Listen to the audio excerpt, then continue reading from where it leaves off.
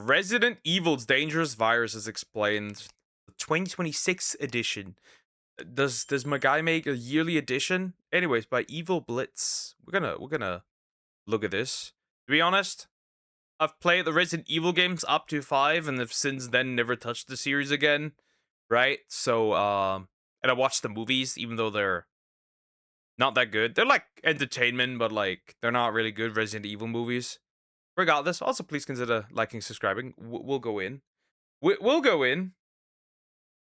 The Resident Evil series is built on some of the most dangerous viruses ever created, and in this video, we will cover them all. From those that wiped entire cities off the map, to others that gave birth to some of the most terrifying bioweapons, and all the way to some that would turn ordinary people into monsters. Here is every single Resident Evil virus explained. You don't need a virus for a man. A woman is simply enough to turn him into a monster. Moving on.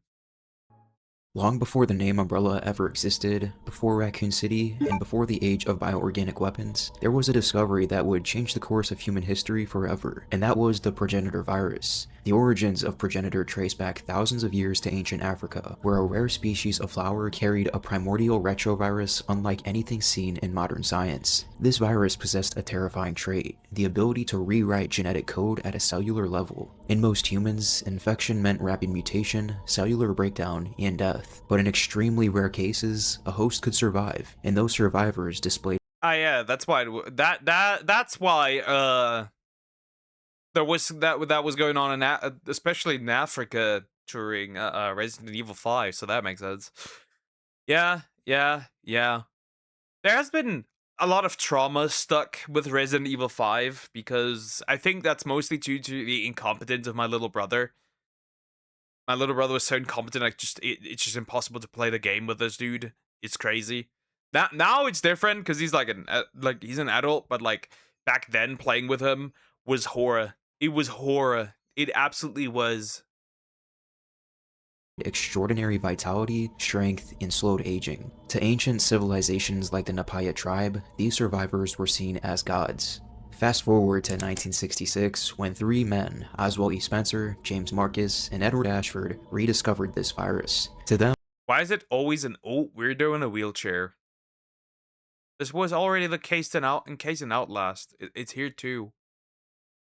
progenitor represented more than a scientific curiosity. It was the key to human evolution and possibly immortality. Spencer in particular became obsessed, believing humanity could be reshaped into a race of superior beings under his guidance. The problem was control. Progenitor was too lethal and too unstable. Nearly every subject died. So, Umbrella's earliest research focused on weakening and modifying the virus into something more manageable. This pursuit led directly to the creation of the T-virus, the foundation of nearly every major outbreak in the Resident Evil series.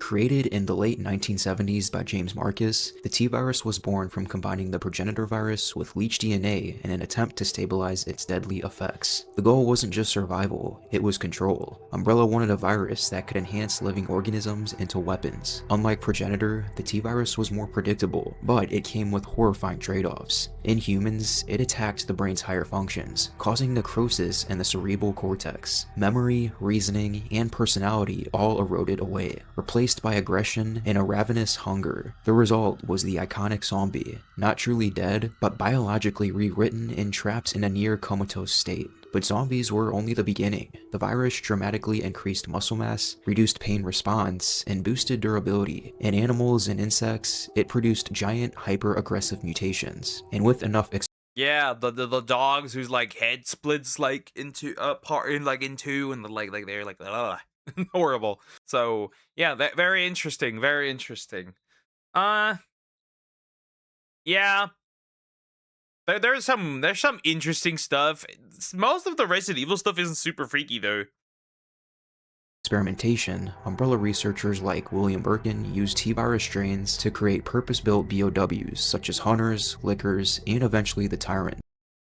Yeah, that is a big boy. Isn't that the guy who catches the fucking rocket? If I remember correctly, the Lickers. The first time I've ever seen them actually wasn't was it is in the first Resident Evil movie. Yeah. The hunters seem unfamiliar, but Maybe I'm just forgetting stuff, right? It's been a while. super soldier prototypes designed for combat.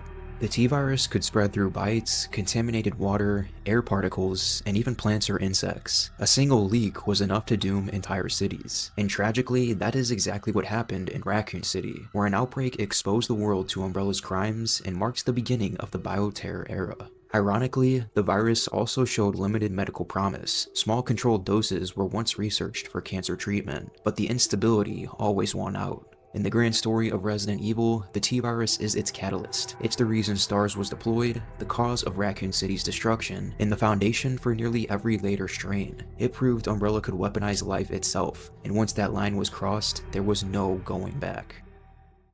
While Umbrella's main branch pursued the T-Virus, another powerful family within the company had its own ambitions. The Ashfords, one of Umbrella's founding houses, wanted to surpass Oswald Spencer's work and reclaim their influence. That ambition gave rise to the T. Veronica virus, created in the early 1980s by the child prodigy Alexia Ashford. Unlike the T-Virus, which focused on raw mutation and weaponization, T. Veronica was built. Isn't that the chick that just was slapped by Wesker? Or am I just wrong? Or like elbowed? Isn't that her? If I remember correctly, maybe I'm wrong, but if I remember correctly, in one of the games, Wesker just like elbows a chick. Around a strange discovery. Alexia found traces of an ancient virus within the genes of a queen ant and became fascinated by ant colony hierarchy. She believed a single superior being could rule absolutely, just as a queen controls her hive, and that philosophy would go on to shape the virus's. Oh yeah, that is her. That is her. Albert Wesker runs along the wall, right? I think he's also burning, and he just slaps, punches or elbows her. I'm unsure.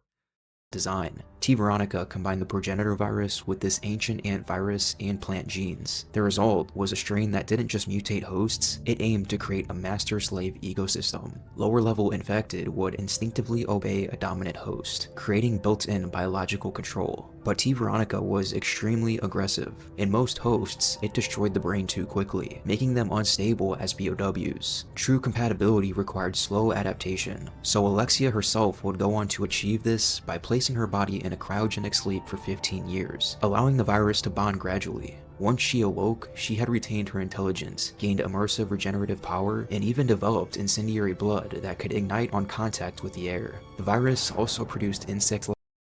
Ew. Ew. Essentially, she became a bug mommy. That's horrible. Like and plant-based mutations, hardened carapaces, and extreme survivability. In theory, a successful host could become functionally immortal. Hear me out. Hear me out. Hear me out.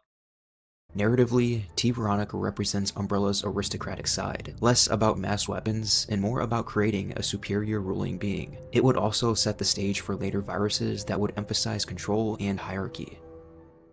If the T-Virus was about creating weapons, the G-Virus was about creating evolution itself. This virus was discovered in 1988 by William Birkin during his experiments on Lisa Trevor, a long-term progenitor test subject whose body had developed abnormal resilience. When a prototype parasite was implanted in her, Birkin observed a completely new viral structure inside her cells, the earliest form of what he would call the G-Virus. Unlike the T-Virus, which mutates a host into a single monstrous form, the G-Virus forces constant evolution. It rewrites the body again and again, adapting to injury and stress. A G-infected host develops immense strength and dramatic physical changes, most famously, the giant eye that appears on the shoulder of advanced forms. But the real difference is reproduction. G doesn't spread through bites or air. Instead, it reproduces by implanting embryos into other hosts. If the genetics are compatible, a new G Ooh! Disgusting! Oh, I completely forgot that it's a thing. Ew! I'm laying the eggs inside of you. Mpreg! Here we have it, guys. Mpreg. Mpreg is bag. creature is born. If not, the embryo violently rejects the host, often bursting out and killing them. The virus Isn't that just a xenomorph? That's just a xenomorph. Though that looks like a really fleshy, ugly xenomorph that looks a little bit like an axolotl. Also, does that thing have legs? I don't know, man. instinctively seeks close genetic relatives for higher success rates. Birkin eventually became obsessed with his creation. When Umbrella tried to cease his research in 1998, he injected himself with the unfinished virus. Rather than becoming a perfect G-human, he transformed into a rapidly mutating monster driven by instinct. The only near success story was Sherry Birkin, who had received a vaccine that halted full mutation but left her with regenerative abilities.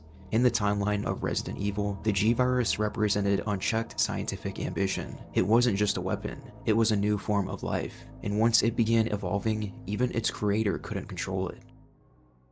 By the late 1980s, Umbrella had a serious problem. Their T-Virus BOWs were powerful, but they were also kinda stupid. The virus damaged the brain, making most creatures too unpredictable to follow complex orders. For Umbrella's European branch, this was just unacceptable. A weapon that couldn't be controlled wasn't profitable, and their solution wasn't a new virus, but a parasite instead. This became the Nemesis Project, an initiative to create a secondary brain that could override the intelligence loss created by the T-Virus. The result was the Alpha parasite, an artificial organism designed purely for cognition and control. On its own, the parasite was useless, but once implanted into a host's nervous system, it could link to the brain and take over higher functions. At first, early prototypes failed. The parasite was just too aggressive and killed hosts within minutes. But after nearly a decade of refinement, Umbrella Europe achieved a stable version. The finished Alpha parasite was implanted into a mass-produced tyrant, creating the Nemesis T-type, a BOW that could follow orders, track targets, use weapons.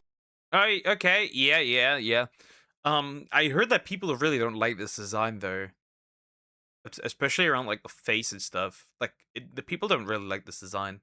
That's all I've heard. That's what I've heard. Regardless, that is definitely, that's a chunky boy right there. That's a big boy. And even make tactical decisions. Unlike the mindless tyrants before, Nemesis could pursue a mission with relentless And let me guess, the Europeans were actually just Germans, because it's always Germans. It's always us. We're always evil.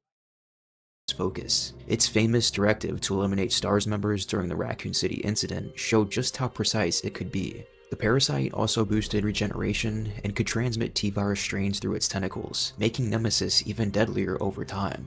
In the broader story, the Nemesis Project marked Umbrella's shift towards smarter bioweapons. It proved BOWs didn't have to be mindless monsters, but instead, they could be controlled hunters. It also revealed a sinister truth, that the closer Umbrella came to intelligent weapons, the closer they came to creating something they might not be able to command forever.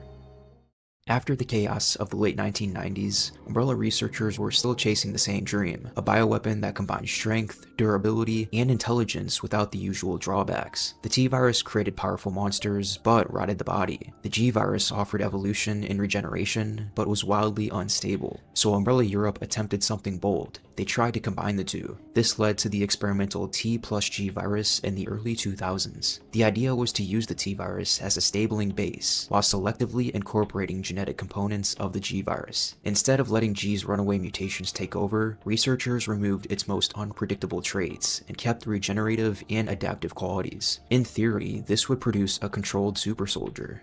One of the most unusual goals of the T plus G project involved bioelectromagnetics. Scientists experimented with amplifying the body's natural electrical signals to create a high-voltage electromagnetic field around the host. This field could potentially deflect bullets and resist conventional weapons, turning the host into a walking shield. Early prototypes were failures. The first version produced only weak currents and caused severe skin damage and mental collapse. Later versions improved. Yeah, no wonder if like a weird freak starts to run after me that he can't hurt with bullet and that bullet bounces off.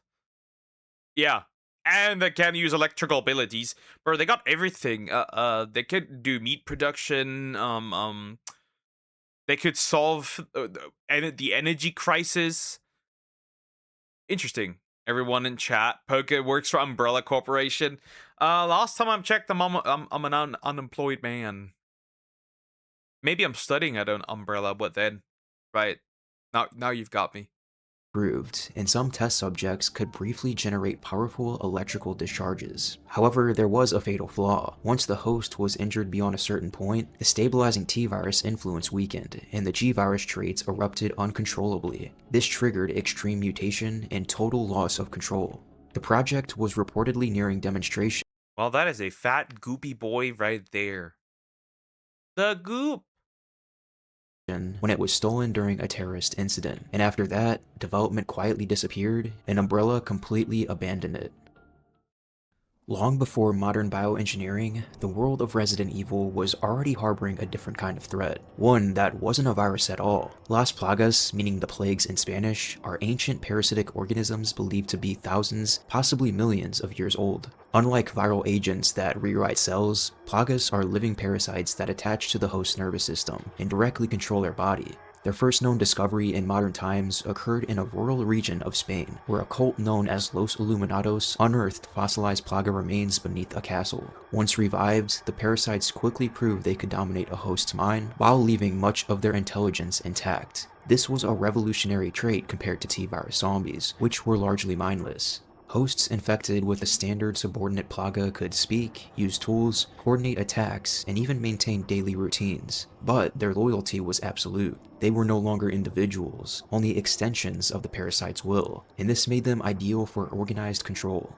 The real breakthrough came when researcher Luis Serra engineered the dominant or control plaga. These superior specimens allowed certain hosts to retain full intelligence and even control other infected. This created a hierarchy. Was that just Napoleon? What's Napoleon doing here? Turning the plaga into a system of biological mind control. This parasite would become central to the events of Resident Evil 4, where Leon S. Kennedy uncovered a global bioterror plot involving plaga-based domination. In the wider lore, Las Plagas represent a different philosophy of bioweapons. Instead of destroying the mind, they weaponize it. Instead of chaos, they create order. And in some ways, that made them far more dangerous than any other virus.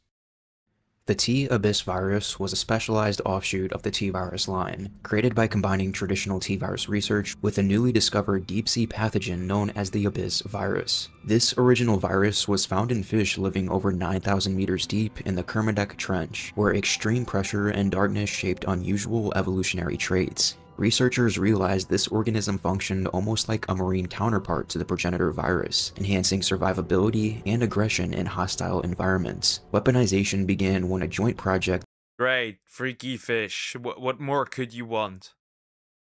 between the FBC and Tricell sought to adapt the virus for human infection. By splicing it with T-virus genes, scientists enabled cross-species transmission, but this came with violent side effects. Early hosts often suffered tissue collapse because their bodies couldn't handle the rapid mutation rate. Later refinements would slow the infection process, allowing partial adaptation, though grotesque mutations remained common. Victims infected with T-Abyss often appeared waterlogged and corpse-like. Their bodies would bloat, skin would discolor, and unnecessary tissue could liquefy or reshape into appendages designed to absorb fluids. Because the virus consumed bodily liquids, many infectees developed a compulsive need to seek out water or blood to sustain themselves. In some rare cases, genetically resistant individuals transformed into creatures known as So essentially, since they were found in an aquatic animal, they need water.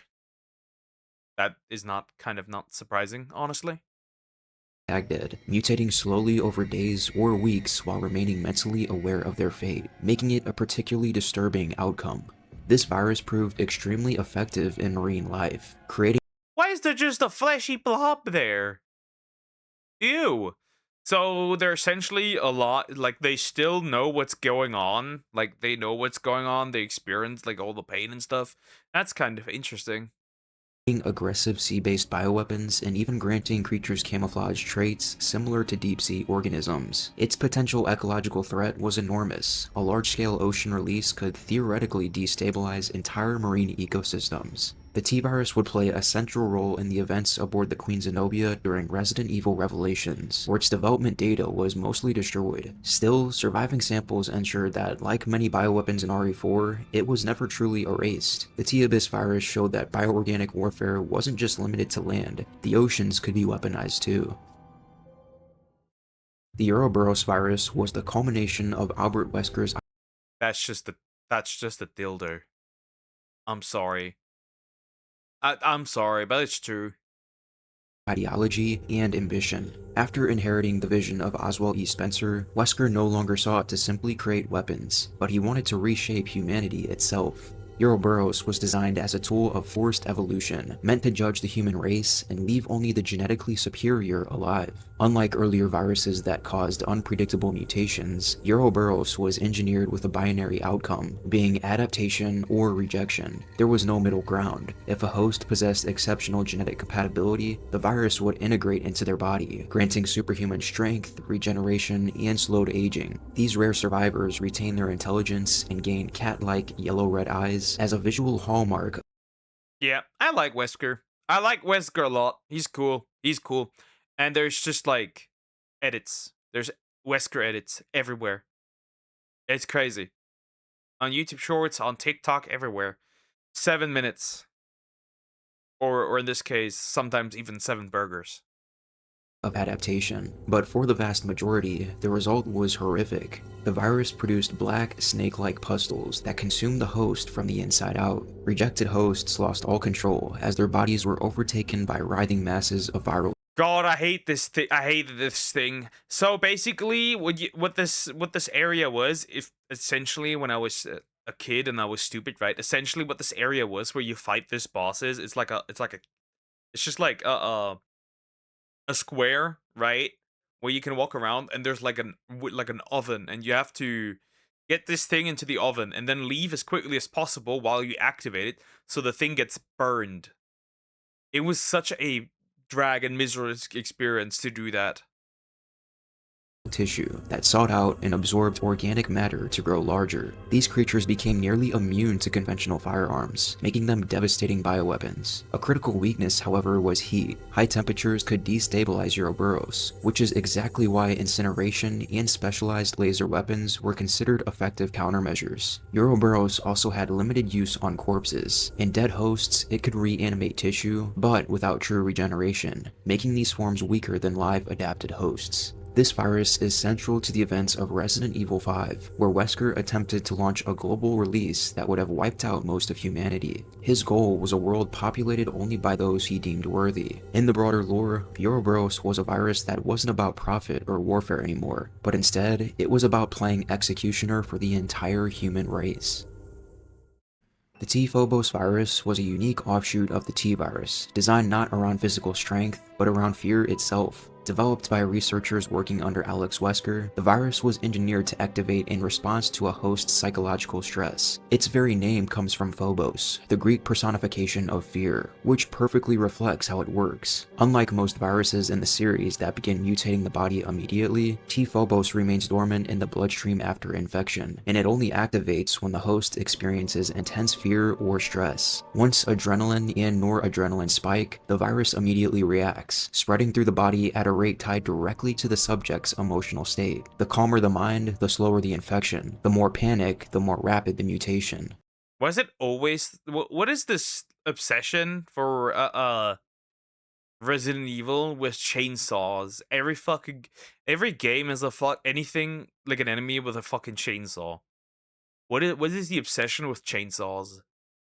This made T-Phobos both a research tool and a cruel experiment. Subjects were monitored with special bracelets that tracked fear levels through color-coded alerts. Green would mean safe, orange signaled activation, and red indicated viral pathogenesis, and flashing red warned that mutation was imminent. In other words, fear became a death sentence. Because the virus was deliberately weakened compared to the base T virus, it didn't immediately destroy higher brain function. This allowed infected individuals to retain speech, reasoning, and motor skills longer than traditional zombies. Some rare individuals with exceptional mental control could even surpass the virus long enough for their immune systems to develop antibodies, effectively resisting the mutation. In certain cases, hosts who psychologically conquered their fear didn't just survive, they adapted. These individuals could gain enhanced physical abilities, echoing the prototype virus that empowered Albert Wesker. Red glowing eyes upon revival were a known sign of this adaptation. This virus plays a major role in Resident Evil Revelations 2, and more than any other virus, T-Phobos proves that in Resident Evil, fear itself can be the true.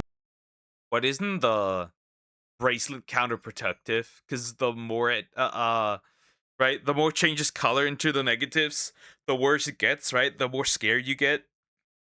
So isn't it kind of in a way self-fulfilling? So isn't it kind of self-fulfilling in this case almost? Bioweapon.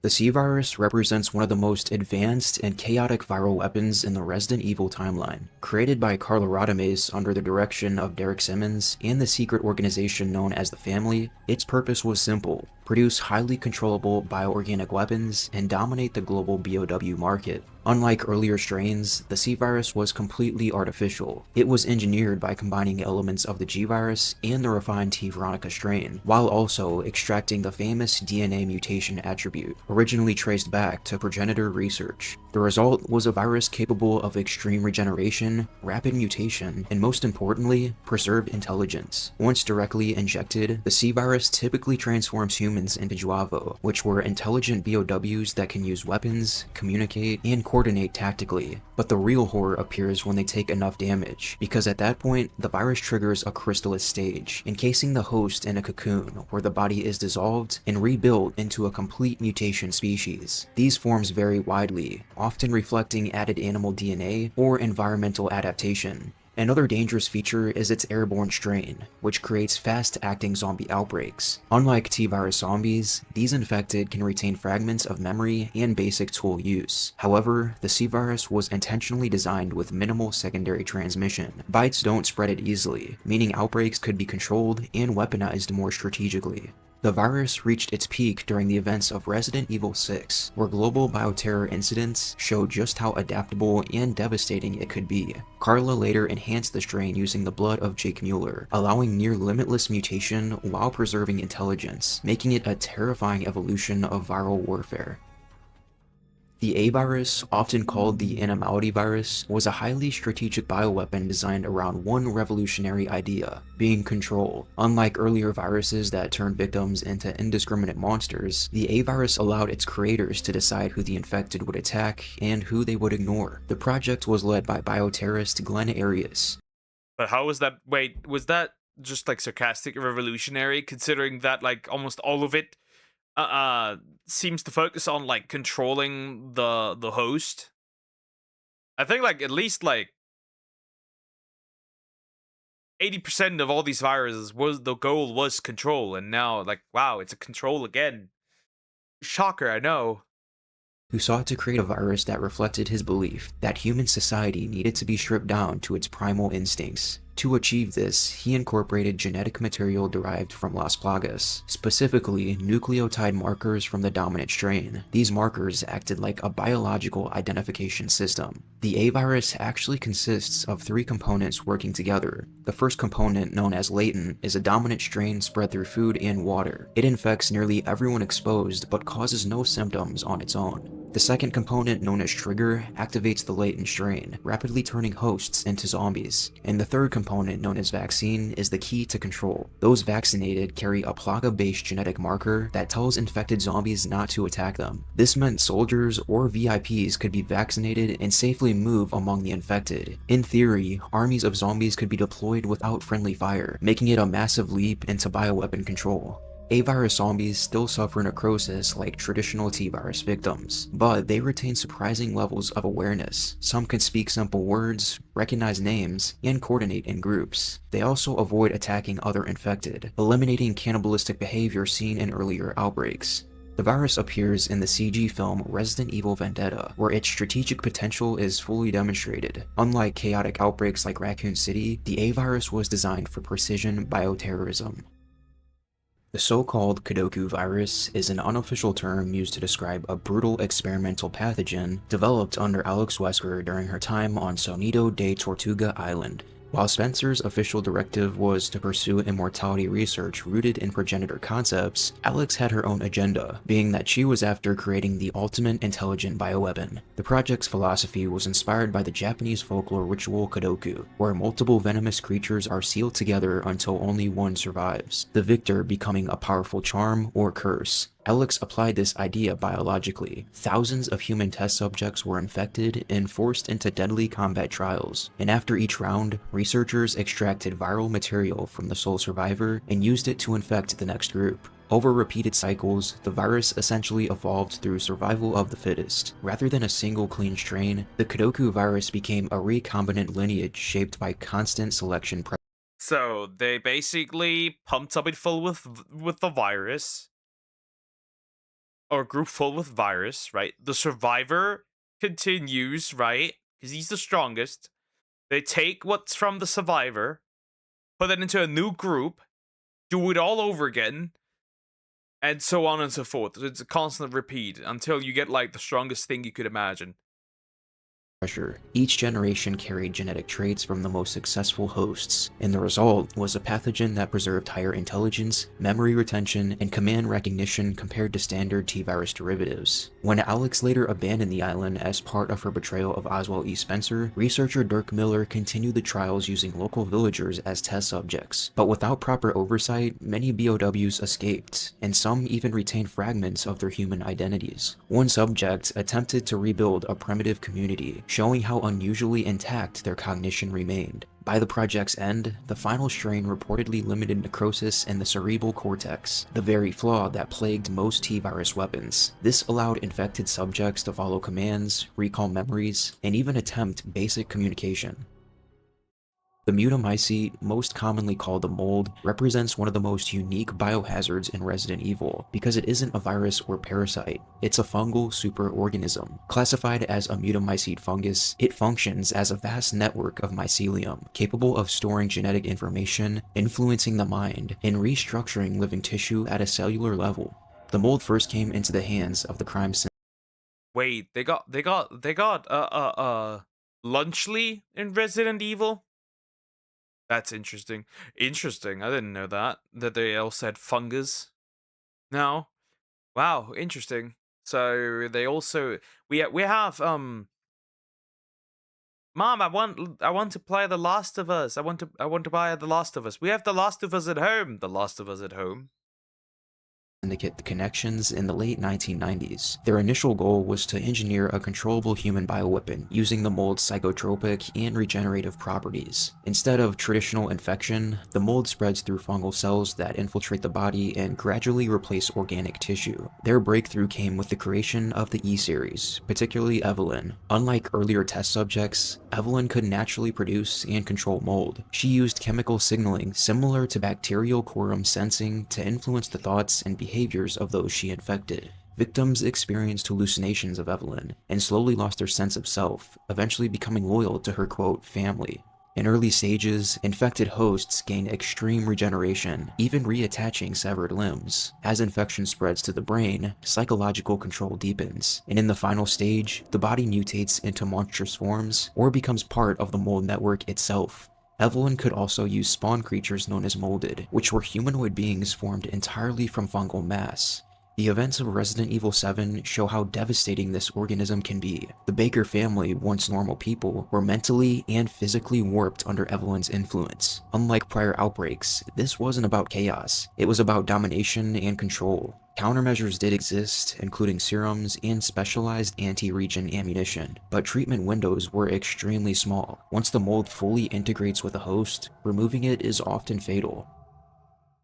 The megamycete is the ancient fungal superorganism that serves as the true source of the mold seen in later entries. Unlike the lab-engineered mutamycete from Resident Evil 7, the megamycete is a naturally occurring fungal network that grew. That's just a fat fucking plant, nothing more. That's just a fat fucking plant with tentacles. That doesn't look like a mole. That does look like a fungus. That does look like a shroom. Deep beneath a remote Eastern European village for centuries, absorbing the memories and biological data of those who died nearby. In many ways, it functions like a living archive of consciousness. Its discovery changed everything when Mother Miranda came into contact with it in the early 20th century. Upon infection, Miranda gained enhanced longevity, regeneration, and the ability to interface with the megamycete's stored memories, including those of her deceased daughter Eva. Convinced the organism could resurrect her child, Miranda devoted her life to mastering its properties. This research eventually led to the creation of the Kadu parasite, which were nematodes infected with mold that acted as delivery vessels. The Kadu allowed more controlled infections by distributing mold through a host's body like a parasite. Successful hosts retained intelligence and autonomy, while failures devolved into lichens or other monsters. Select individuals such as Alcina Dimitrescu, Carl Heisenberg, Donna Beneviento, and Salvatore Moreau. Interesting. The mommy and the girls. Interestingly enough, a lot of people were simping for for the sisters, daughters, whatever you want to call them, and her. I wonder why. showed higher compatibility, becoming Miranda's lords. Each displayed unique mutations based on their biology and psychology, providing the mold's adaptability. The central conflict of Resident Evil 8 revolves around Miranda's attempt to use Rosemary Winters as a perfect vessel to revive Eva. However, her ritual fails, revealing that while the Megamycete can preserve memories, true resurrection is another matter. The Megamycete's destruction at the end of Village seemingly erased the central fungal mass, but its prior spread, including samples given to outside groups, suggests its legacy may not be fully gone. The mutated T-virus strain is an advanced evolution of the original T-virus seen in past entries that would be discovered by scientist Victor Gideon after the collapse of Umbrella in 2003. After digging through Umbrella founder Oswald E. Spencer's research, Victor learned of the virus's ability to control a host's memory and will. This resulted in anyone infected with the mutated strain to retain their pre-infection habits and characteristics, but would now carry them out in a much more intense. Oh yeah, this fat thing. Apparently, you have to. You can get rid of him by injecting him with something 3 times, and it just fucking explodes. So that's pretty interesting. I've seen the clips of people doing that. That's all I know. And aggressive way. This was perfectly displayed when Victor deliberately infected his entire hospital called the Rhodes Hill Chronic Care Center, as we could see an infected maid, who continued her cleaning duties by aggressively scrubbing the bathroom mirrors, while repeatedly smashing her head into them, leaving glass shards embedded throughout her face. Meanwhile, in the kitchen, the chef would still would. prepare food, methodically chopping fresh meat with intense aggression, eventually leaving his entire workstation covered in blood splattered across the walls. Also, the infected singers would roam the halls while dancing and screaming in a very unsettling demeanor. Through further digging into Spencer's research, Victor was also able to learn of the virus's potential memory transfer capabilities, but the success rate was low, as hosts must be able to withstand the toxicity of the mutated T-virus strain while preserving their own intelligence. Pretty much every enemy in Resident Evil 9 was not a viable host, and would ultimately succumb to the toxicity, resulting in some of the most unsettling mutated creatures seen in the series. Aside from this, Victor also learned of a horrifying lethal disease tied to the original T-virus, which he referred to as Raccoon City Syndrome. This results from a latent strain of the T-virus remaining inside the bodies of survivors from the Raccoon City outbreak. During the dormant stage, antibodies kept the virus suppressed, but over time, the virus gradually evolved, adapting to the host's immune system until it could bypass those defenses entirely. And once activated, those effects were devastating. Black bruise-like marks would appear on the skin, and victims would begin experiencing fatigue, coughing, and general weakness. During stage 2, or the development stage, the marks spread across the body and begin affecting internal organs. Numbness spreads through infected areas, and many patients begin vomiting blood as internal damage worsens. By stage 3, the terminal stage, the infection consumes the entire body. The marks darken, severe pain sets in, and movement becomes nearly impossible. Victims suffer vomiting blood before ultimately dying within 1 to 2 hours. Unlike most T-virus infections, victims of Raccoon City Syndrome do not reanimate after death, making it a rare deviation. So it's essentially just like a regular sickness. They will just die. At least no zombie Leon. From traditional viral behavior. But despite its extreme lethality, the disease was still vulnerable to Elpis, an antiviral agent derived from progenitor research. Even individuals in the final stage of infection could be cured with this. Regardless, the existence of Raccoon City Syndrome revealed a terrifying truth, that even decades after the destruction of Raccoon City, the T-virus was still evolving into something far worse. Click this video here to learn about the Well, yeah, that's the end of the video. So now I know everything about every T-virus, even though I really don't know all that much about most of the games, right? I played until 5, I haven't touched anything after 5, and I haven't touched anything of the side stuff either, right? Like Resident Evil Revelations and stuff. I haven't touched that. Maybe I should play through a few Resident Evil games on stream, maybe at one point. That might be a smart idea. I have quite a few Resident Evil games laying around. Just like replaying them might be a good idea. But yeah, very, very interesting. Very interesting.